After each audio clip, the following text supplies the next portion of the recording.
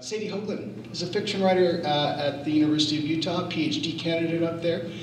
She was recommended to me by one of my favorite writers anywhere, Melanie Ray Tone. So you gotta get her. And so I'm really excited to hear her work tonight. Her work has appeared in Slushpile Magazine. If I can say this word, it's going to be awesome. Mikrokosmos journal.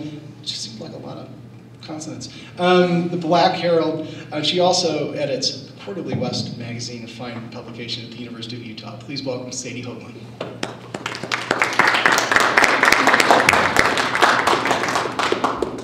Thank you, Joel, and thank you, City Arts, for having me, and all of you for coming.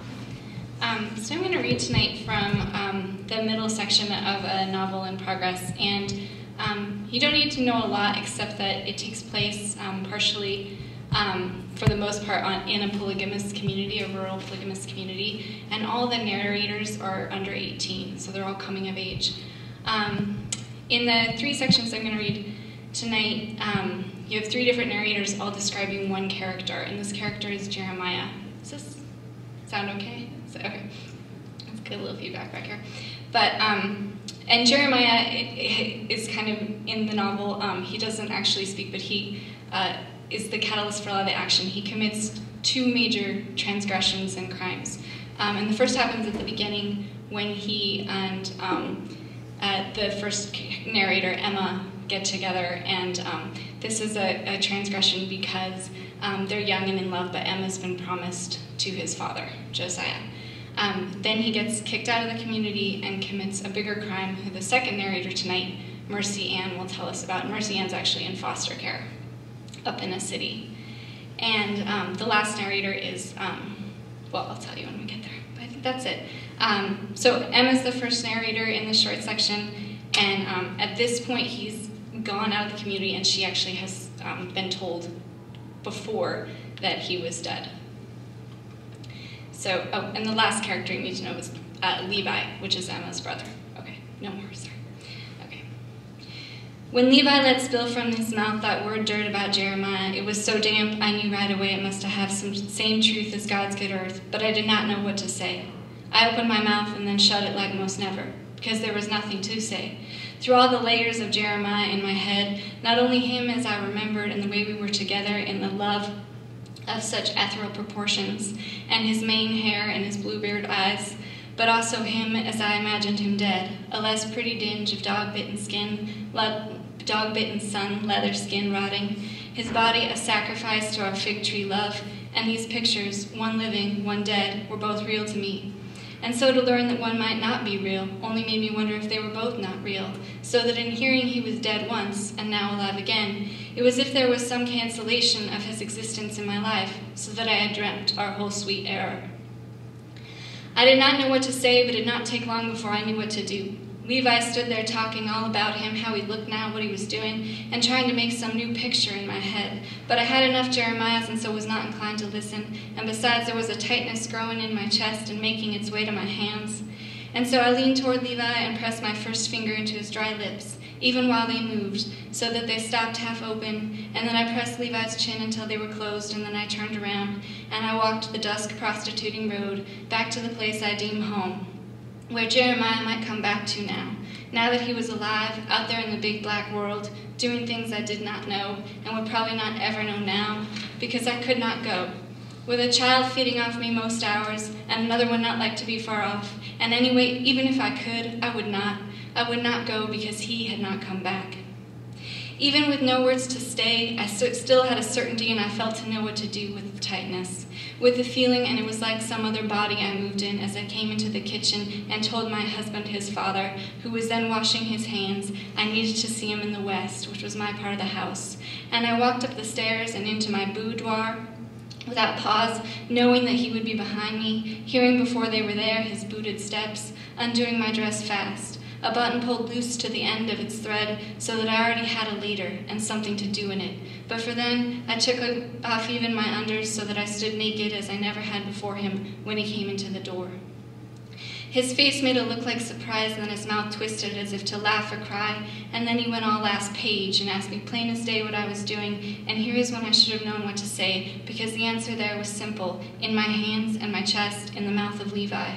But instead I did not say anything but walked toward him with my still small hips and utter breasts, and I went to kiss him and put my lips to his, for the first time starting it, and he put his sarsaparilla mouth back into mine, and I put my hand on the back of his head and pulled him to me, and with my second hand I went to the button of his black pants, and as I put my fingers between his hot-grown stomach and his pants to make space there, he pushed me back.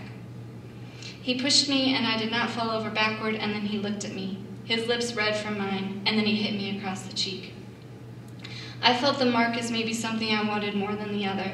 It woke me up, and I bent over, and Josiah said something I didn't hear and didn't listen, and then he left the room, and I fell onto the thin red quilt and held my hand to the heat in my face and let the water and salt come into my mouth, my eyes, my nose, as I let myself hear Levi for the first time when he said, Jeremiah was dirty. And so I saw him in my mind, a third Jeremiah who was not my lover, nor skin-eaten dead, but was somewhere I could not picture. And he was whole, and he was dirty, and he was making his way north, and here I was naked and south stuck.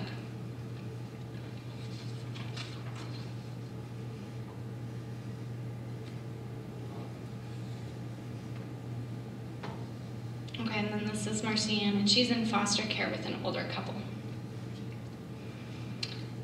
His face in the paper didn't look like him.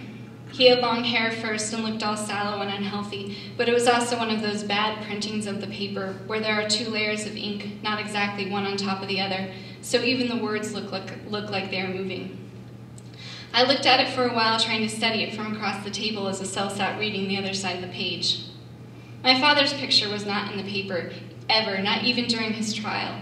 But then again, he didn't shoot a girl in the back of the head and then mount her as she lay dying in front of enough witnesses to fill a school bus, but none of them student enough to stop him. Estelle wouldn't let me read about it at first. I saw the picture from across the kitchen table, and then I said, I know him. And she said, what? And I said, I know him. Well, knew him. He's my cousin of some sort. And then I asked Estelle what he was doing in the paper right as I took a bite of my marmalade toast. She began to look flustered and pushed her chair back and started looking around her feet like she dropped a pen or was looking to pick up that poor dead dog Rosie she still couldn't always remember was dead. And so I leaned over and tried to pull the paper over to me, but she slapped her hand down on it and said, Mercy Ann, you don't need to be reading about this in the paper. It's maybe not productive.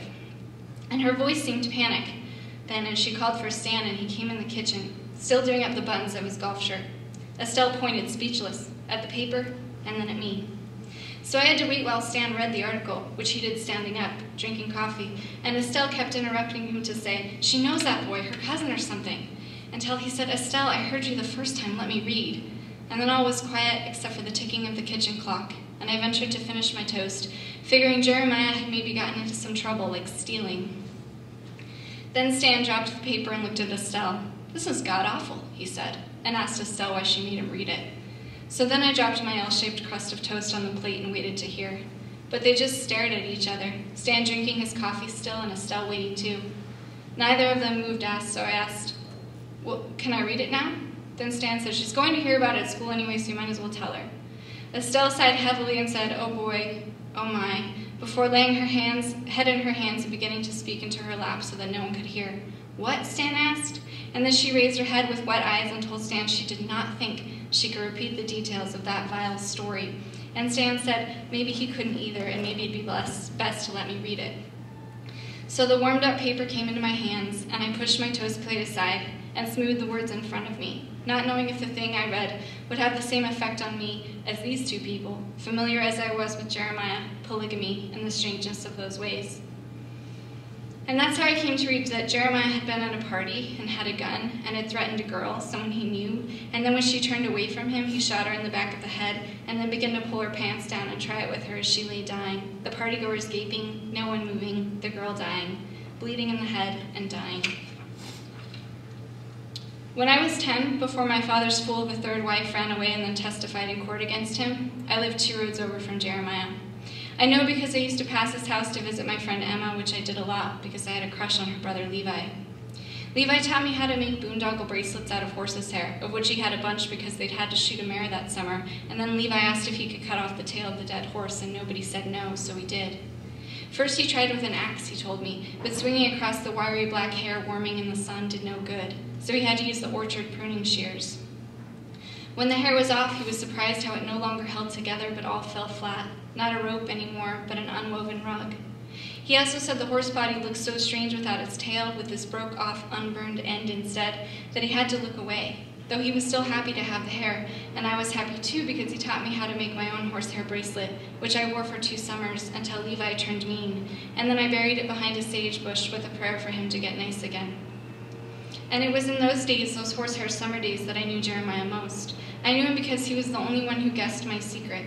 When I walked by his house, he would sing-song a little tease. Going to see your boyfriend, Mercy Ann? He would give me an overwink of his blue eyes, and once he even came into the road, saying in a girl's voice, "Now let me check your hair, make sure you look all right," before tickling me until I could get loose and run all the way to Levi's.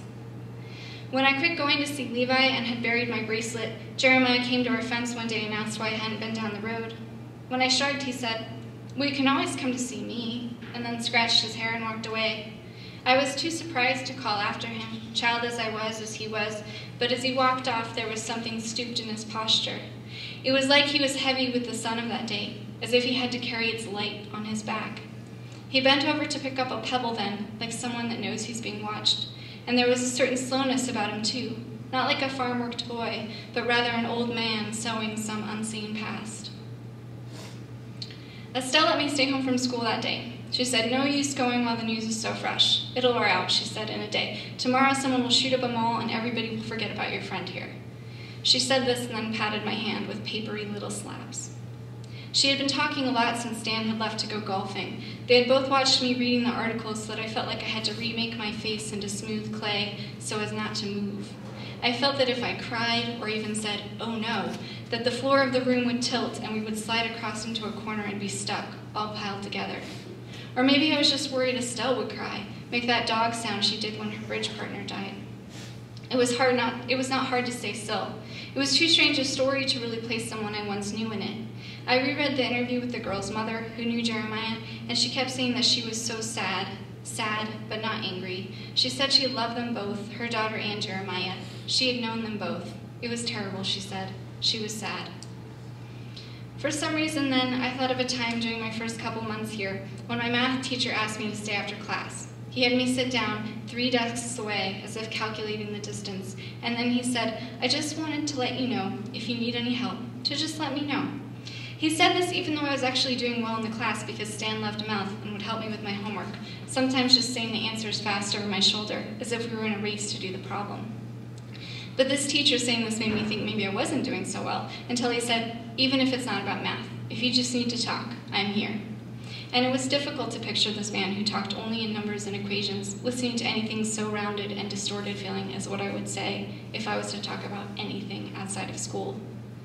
I could picture him now 3 desks away, saying, "This is terrible."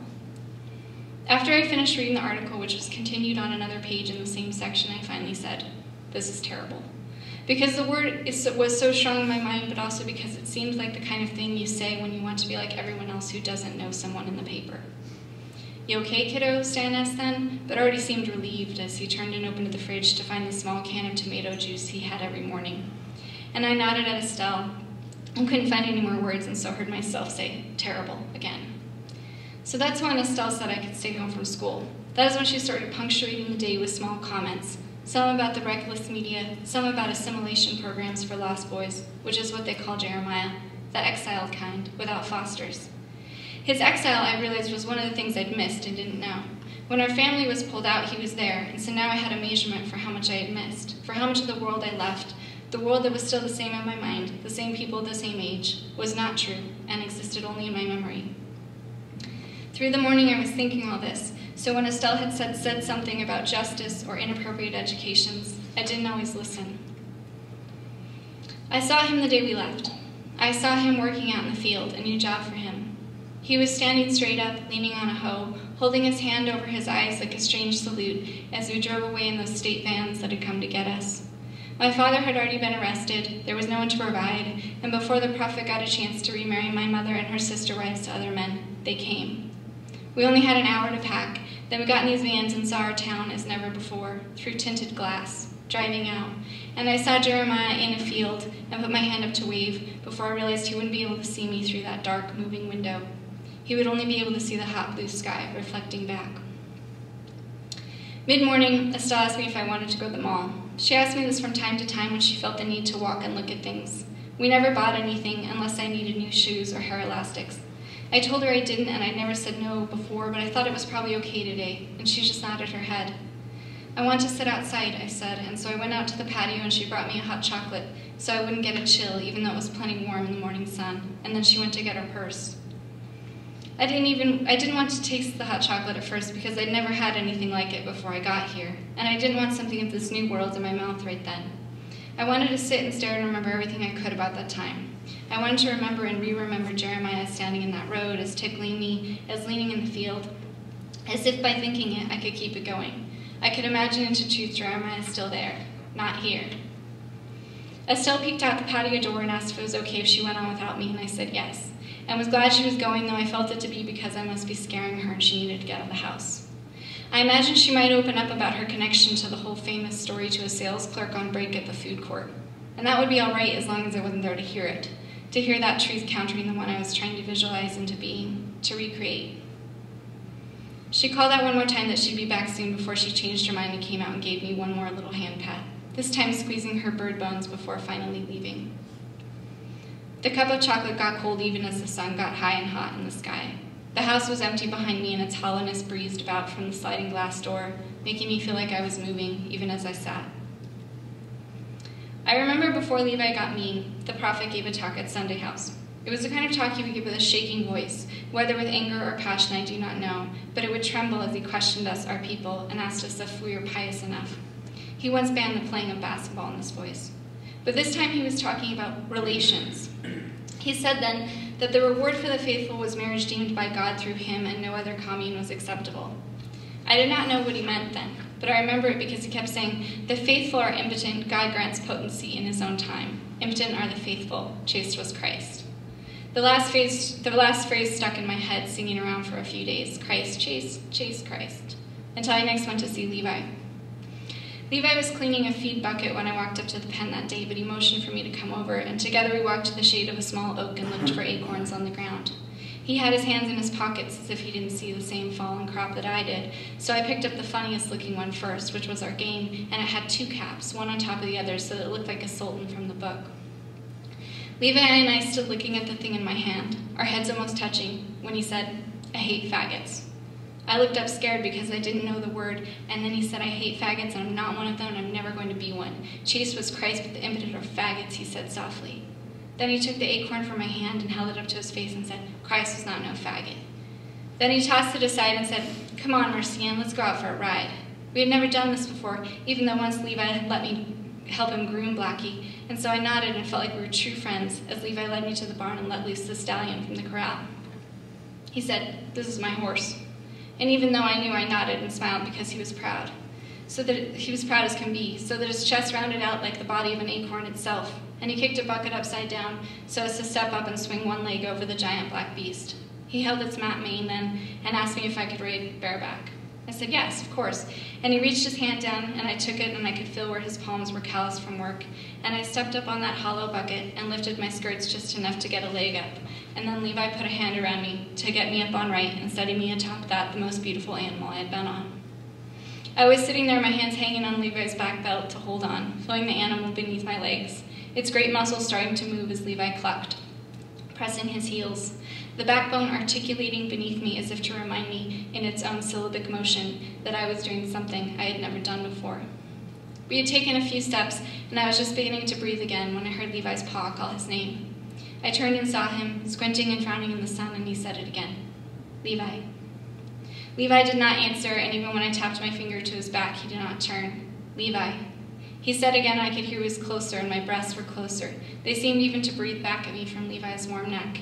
And then I felt my head pulled back and knew then that Levi's paw had the end of my long braid in his hand. Levi, he shouted, and I let out a small yelp. But he would not turn, and the horse, still feeling the heels pressed into his side, was walking still, so that I had to grab Levi's waist to keep from being pulled off the horse. And just as I thought my hair was being pulled out of my scalp, which I could feel more precisely than ever, Levi's paw let go and walked in front of the horse, grabbing his mane, stroking his nose to stop him. The horse snorted then, and Levi's paw set off. So I slid right off, and Levi's paw did not take his eyes from his son, but told me to get on home and pray. and I ran then back down the road, but I looked back one more time and the two were still staring at each other, the horse non-party with peripheral vision, the three profiles in the same plane. I heard Levi say something and only caught that one strange word on the wind as I turned back down the road, past Jeremiah's and toward home, where I did not pray but tried to busy myself. When I got to Stan and Estelle's in the second week, Estelle announced she couldn't take it anymore. We were going to get my hair cut so I could stop with my hick braiding, which is what she called it. She asked me if that would be okay then, to be nice, but also said she thought it might be my only real chance at a normal life, so I said yes. When we went, the lady was named Sharon, and she asked me in a molasses voice after she snipped it off the back if I didn't want to keep my braid. I shook my head no, but was thinking then of Levi and the horsetail, and how if he would have braided the hair before he cut it and tied it at two ends the way Sharon had done with mine, it would have stayed together when it was sheared off the horse. But that didn't matter so much. My hair was growing back even now, with us where we all were, and a plane flying overhead. A couple of days after we rode Blackie, when I could get away from chores and lessons, I ran back to Levi's and he was out working again, in the same pen, shoveling manure this time and blowing flies away from his mouth. I called out his name and he did not look up. I called it out again and he bent over. I called it out one last time before he picked up a dried clod of dirt or manure and straightened up and threw it at me. At first I tried to laugh like it was a game, but then he threw another one that this time hit me in the front of my dress and left a mark, so I began to back away when he said, "Get out of here, Bish, get out of here," so that I began to cry, hearing him still as I turned and ran away from that house, again tearing at the scratchy horsehair tied around my wrist, clawing it off, already digging a place for it as I ran. At school this last year, a student wrote faggot on another student's locker, and the principal said he would not rest until he found out who had done it. He called it a hate crime and made it officially an expellable offense for someone to say it or write it. Everyone seemed so bored with his passion that I did not dare ask anybody what it meant exactly. But I thought I knew something from the poor kid whose locker it was. The kid liked to pretend he was a girl, nothing like Levi. I did not go back to Levi's after that day. I thought I saw Blackie again, though. He was trotting lightly into town, and astride him was Josiah's new young wife, the pretty one from outside, who had a different look than the rest of our blue-eyed army. She had green, haunting eyes and a little scar on her left cheekbone. Her navy dress was too big for her body. She had a small child curve to her belly, too, and so atop that regal horse she looked like Mary riding in from the desert. I asked Jeremiah if that weren't Levi's horse, and he told me it didn't matter. Told me it was a wedding present for the girl. Melody was her name, he said. Chaste was Mary, I thought. They never found out who wrote the word on the locker. No one ever really thought they would, but one boy leaned over to me in science class during a lab experiment where we were watching strips of paper turn bright colors and different chemicals, and told me that he did it. I looked up at him and his grin, and I wondered if he was a boy from where I was from. His eyes were blue, his teeth were crooked, so that I had to smile back at him, even though I think what he said was true. They gave that other kid a new locker and painted over the word in white paint that didn't match the beige of the lockers and barely covered the shadow of the slur. I sat on the patio as the afternoon came, finally daring to sip the cold, watery chocolate and feeling its grittiness on my teeth. It didn't matter if Jeremiah confessed or not, because of all the witnesses, but I'd wondered if he'd said it anyway, if he could whisper, "I did it." I wondered if he was sorry. I wondered if I should bring the paper outside and burn it so that I could watch the smoke twist and puff its way to nothing. After we weren't friends, I would see Levi at Sunday House, postured badly with new growth, not looking at me. The horsehair still lay underground, waiting, I thought, for our adolescence to be over. I could not bring myself to talk to him after being mudded at, but I still wished he would never see Melody atop his horse. Merry as she was, it wasn't a sight I thought he would find bearable. Emma came to my house sometimes, but I did not go there, and I thought there would be a time for everything to return to what it once was, but I did not know that we did not have time, that the place was for me and mine a spun ghost, and in the end, I did not even see Levi as we drove out. It was only Jeremiah's figure in the field. And in the end, I did not go get the paper to read or burn. I just sat there staring, sipping again, knowing that another plane would be overhead soon because Stan told me we live under a landing pattern, which I didn't know exactly what meant other than regularity. Knowing also that Stan would be home before Estelle. He would say something that had nothing to do with Jeremiah. Then Estelle would come home renewed. She would suggest I call someone at school to see what I missed, and I would pretend to call someone from the sticky phone in the hall, which I had done before. We would watch TV at night, and Estelle would avoid the local news, glaring at Stan when he turned it even to the weather. Tomorrow I would go to school, sit in math class, in the back, many desks away from the board. No one would connect me with Jeremiah and his crime. This would make me feel something like disappointment. And as I dumped the rest of the hot chocolate into a planter box made to look like an oversized boot and watched it blacken the pitched soil, I knew I would never know what I wanted from the story, the news, even the weather, and that was this. I wanted to know how it was possible that Jeremiah had been in that road, stooping down, but also in that article, doing what he had done. I wanted to know what part of the loneliness I saw that day was still there in him, quiet, folded, waiting for the opportunity to hold something more than a small, misshaped stone from the road. This is the final narrator, and she actually doesn't have a name, but she is the murdered girl, and this is very short, but. So the he here is Jeremiah. He told me he had a dog once, even though dogs were not abided, and the dog would meet him in the creek brush, and he would feed it scraps of hide and bone until the dog, who had honeycomb eyes, he said, allowed him to put his hand atop his matted head, and so became his. He told me this in the dark, how the prophet watched him one day while he cooed the dog, and that the dog growled and bristled, and he looked up, and the prophet was there, watching from nowhere, like a true body to some god. That day was the closest he came to believing that that man had some kinship with the celestial. But the next day he unbelieved again because he came to the soft bank where his forbidden dog would find him, and instead he found his dog, throat slit, heart cut out. He put his hand atop his head again. The honeycomb eyes were dull and blood teared down into the water, so as if the dying had the same sound as the creek. He told me he wondered what the prophet had done with the heart. He thought maybe he'd taken it back to his house, still warm and wet in his hand, heavy. He thought maybe the prophet had taken a knife and cut a flap of his own skin and pressed the heart in below his own ribs, under his own heart. And as he told me this in the dark, he traced a line on my ribs with his finger, a stuttered line where the cut might be. He told me he thought that his dog's heart was inside the prophet, so that he had two hearts, one beating, one still, but both listening.